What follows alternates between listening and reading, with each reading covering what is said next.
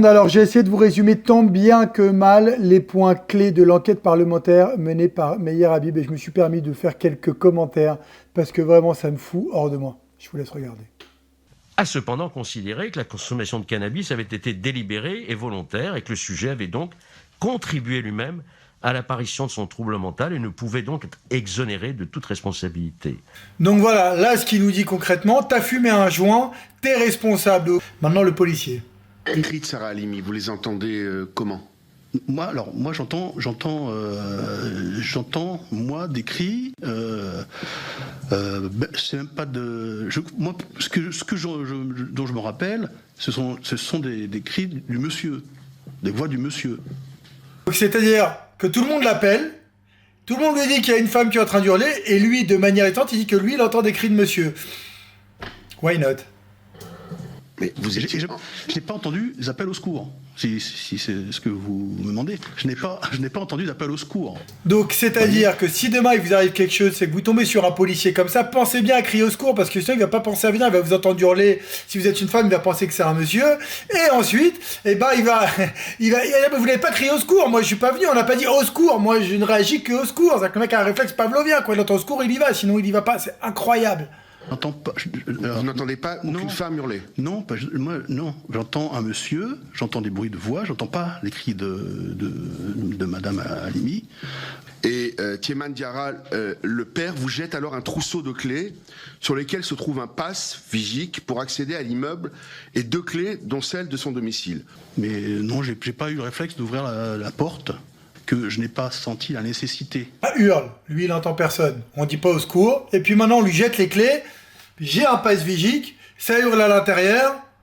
Qu'est-ce que je pourrais bien faire ? Non mais sérieusement, ils sont sérieux dans cette affaire, ils sont sérieux dans leur témoignage. Non mais vous entendez ça ? Non mais c'est ahurissant, je veux dire pour toute personne normalement constituée, entendre ça, mais c'est impossible. C'est impossible de croire à cette histoire. Je veux bien, ils peuvent pas le dire, vous savez, l'enquête parlementaire ne peut pas le dire comme nous on peut le dire, mais vous, est-ce que ça vous paraît crédible une seule seconde qu'il raconte ? Franchement. Zaguri, il est quand même incroyable qu'il y a un expert unique qui est nommé et qui est une sommité. C'est-à-dire qu'il y a une espèce d'oscillation au départ, toujours, quand il y a un acte terroriste. Et s'agit-il d'un malade mental ? Auquel cas, ça ne peut pas être un terroriste, ou s'agit-il d'un acte terroriste ? Alors moi, j'ai une position très claire, c'est tous des terroristes. Donc voilà, ça c'est le point de vue de M. Zaguri, qui est le premier à intervenir sur le dossier et qui rend un rapport qui ne fait pas l'affaire de notre juge. L'expertise qu'il rend ne convient pas au magistrat instructeur. Pourquoi ? Parce qu'il faut envoyer Kobili Traoré aux assises. Le dossier n'est pas en état d'aller aux assises. Vous entendez ? C'est-à-dire qu'en gros, il est en train, Maître Nathaniel Machter est en train de nous expliquer que concrètement, ce dossier ne va pas plus loin, mais parce qu'il ne doit pas aller plus loin. En fait, c'est trop compliqué de l'envoyer aux assises en l'état, ça demande trop de boulot. Il va chercher 3 experts, dont Bensoussan, qui est, semble-t-il, un adversaire déclaré de Zaguri. Et elle lui demande, et manifestement, il comprend ce qui est attendu de lui. Donc, c'est-à-dire que Zaguri donne un premier avis. Ça fait pas l'affaire de notre juge. Du coup, elle décide de nommer un autre expert qui déteste Zaguri. L'autre, il comprend ce qu'on attend de lui et répond à la demande. On l'appelle, il répond à la demande. Et puis, du coup, il fournit le rapport qui permettra à la juge de baser son jugement comme on le connaît, de prétendre qu'il est fou. Et il va diagnostiquer une schizophrénie. Il est improbable que M. Kobili Traoré, par cet acte, soit entré dans une maladie psychiatrique chronique. C'est hautement improbable. Qui lui produit les pauvres photos qu'il a amenées de sa sœur, comme il est d'usage de faire. Dans tous les dossiers, on amène des photos de la victime qui permettent d'avoir un autre éclairage que celle qu'on a par le médecin légiste. Et la magistrate les prend et les fait passer sans les regarder à sa greffière. C'est fou. Donc, vous venez, sa sœur s'est fait massacrer, fracturer 30 fois, le visage est dans le rapport. On lui donne des photos, et là, elle ne les regarde même pas. Elle les prend, elle les fait passer. Mais on dirait un mauvais film. Genre, on vous mettrait ça dans un film, dans une série, vous direz, non mais attendez, le scénario est complètement naze. C'est impossible, ça n'existe pas. Ce cas-là ne peut pas exister. C'est ahurissant. On est face à un monstre. On est face, vraiment, d'abord, je souhaite à personne de poste au tribunal, mais si jamais vous êtes dans une affaire face à quelqu'un comme ça, mais je veux dire, où sont nos idéaux de justice? Où sont nos idéaux d'une France, pays des droits de l'homme? Où est-ce que c'est? À quel moment c'est sérieux ce qui se passe? À quel moment on peut y croire? À quel moment un juge comme ça a le droit d'exercer, a le droit de fournir un jugement? Mais où est-ce que c'est crédible? Dans quel pays on vit? On peut se le demander, on peut sincèrement se le demander. D'actes d'enquête sur la mosquée Omar, nous l'avons dit, qui est une mosquée salafiste. Aucune enquête. On sait qu'il est dans une mosquée salafiste, on sait qu'il y va en Dieu là-bas, on sait qu'il y va régulièrement.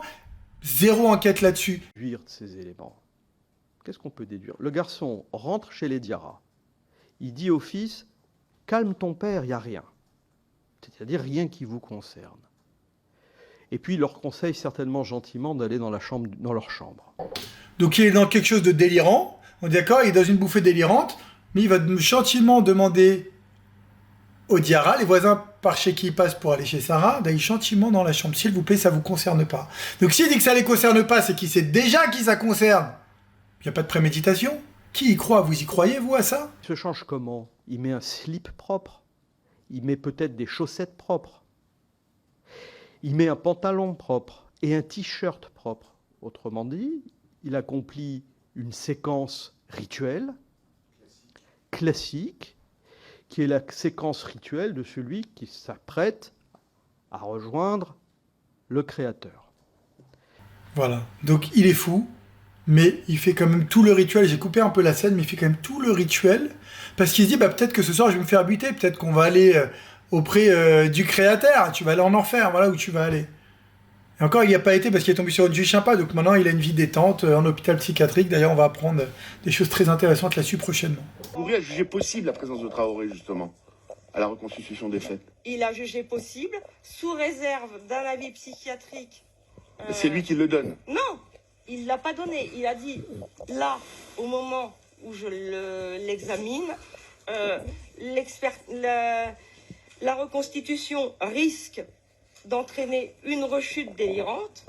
Donc vous comprenez bien que dans ce cas-là, on ne prend pas le risque et qu'il faudrait réévaluer... Enfin, rechute délirante. On aurait mis un policier, comme ça se fait souvent, pour la reconstitution, il ne se serait pas jeté par la fenêtre. Président, si vous organisez les reconstitutions à la place du juge d'instruction... Donc la juge ne fait pas son boulot, elle ne fait pas de reconstitution parce qu'elle a peur de mobiliser trop de monde. Et là, qu'est-ce qu'il faut répondre? Mais monsieur le juge, monsieur le président, si vous faites la reconstitution à notre place, mais il faut faire le boulot à ta place, en fait. Parce que le boulot, t'es pas capable de le faire. Parce que madame la juge n'a pas fait son boulot. Madame la juge est une incompétente. Elle a traité ce dossier par-dessus la jambe. En soi, on peut dire que c'est par-dessus la jambe à la légère, mais elle a bien l'air de dire qu'elle est très conforme à la loi dans ce qu'elle va raconter un peu plus tard. Donc, on nous prend pour des imbéciles, fini. Elle veut jouer la nana carrée, la juge carrée qui n'a rien à se reprocher, et donc elle ne fait pas de reconstitution, mais elle se moque de nous. Alors quoi, c'est un problème de mobiliser des policiers, c'est un problème de mobiliser des gendarmes et des médecins pour faire cette reconstitution, pour avoir faim de vérité, ou elle veut juste servir une cause et une idéologie qu'on peut dire qui est foncièrement contre Sarah Halimi, c'est à l'encontre de Sarah Halimi. Mais demain, qui seront les prochains à avoir cette idéologie? Qui voudront-ils protéger? Qui sera les prochaines victimes d'une juge comme ça? Comment peut-elle être encore en exercice? Comment peut-elle encore être sur notre territoire? Comment la police peut-elle encore exercer? Comment ces policiers-là qui ont agi de la sorte peuvent-ils encore être là? Mais c'est incroyable! C'est incroyable tout ce que fait ressortir la commission parlementaire, tout ce que Meyer Habib est en train de faire ressortir de tout ça, c'est de la folie pure. On est en France, dans un pays des droits de l'homme, et on a affaire à ça. Mais attendez, mais c'est pas croyable. Non, mais je dis simplement qu'en général, madame la juge, en général, dans le genre d'affaires, il y a une reconstitution. Et donc, une reconstitution avec une configuration aussi compliquée. Parce que là, on a vu, vous aurez peut-être vu, madame, est-ce que vous saviez que la fenêtre avait été forcée? La fenêtre était ouverte. Non, madame. Non, madame, la fenêtre n'a pas été... Est-ce que vous savez... Je vous pose une question. Ça figure au dossier, monsieur le Président. Ça figure au dossier, monsieur le Président. Donc là, c'est ahurissant. C'est-à-dire qu'on sait très bien que la fenêtre a été forcée, elle ne s'est même pas rendue sur place. Elle dit, ah mais c'est dans le dossier. La fenêtre a été ouverte, pas forcée. Donc c'est-à-dire que vous, aujourd'hui, dans votre métier, dans votre boulot, si vous passez à côté de la plaque comme ça sur un point clé, mais vous perdez votre job, mais vous êtes satellisé, vous êtes brûlé sur la place publique. Et elle, non, elle se permet d'affirmer, non mais c'est un dossier. Mais rends-toi sur place, mais va voir ce qui se passe. C'est hallucinant. C'est que le côté du balcon où il a été pour rentrer chez Madame Lamy, vous savez parfaitement où il allait, était complètement encombré. C'est d'ailleurs ce qu'ont dit tous les témoins qui sont venus ici, dont on va retranscrire le rapport. Ils ont dit, mais c'était beaucoup plus facile d'aller de l'autre côté. Il a été sur le côté quasiment impossible. Et on voit que la fenêtre a été forcée. Il a été la prendre dans sa chambre. A-t-il amené les enfants pour la première fois de sa vie, les enfants de sa sœur, chez les Diarra, la veille, enfin quelques heures avant. Il sait exactement où il va. Il sait exactement pourquoi il y va, puisqu'il s'est préparé avant. Et non, il n'est pas responsable, il est arrivé là par hasard, quoi. On doit croire à ça, vous devez croire à ça, le peuple français doit croire à ça. Assassin a déclaré qu'il y avait un champ de cette branche qui n'existait pas. Il a déclaré qu'il y avait une Torah qui n'existait pas. Et donc, il savait pertinemment, enfin, on va en parler au niveau de la préméditation. Monsieur le Président, là, je suis obligé de vous arrêter. On ne va pas refaire l'instruction ici, c'est pas possible. Hein. Voilà, on va pas refaire l'instruction ici. Non mais attendez, moi c'est du passé, on refait pas l'instruction ici. Non mais on s'arrête. Stop, pourquoi je devrais me justifier? Mais elle pense qu'elle est au-dessus de nous. Elle pense quoi? Elle pense qu'il y a le peuple et il y a les juges. Mais qui sont-ils?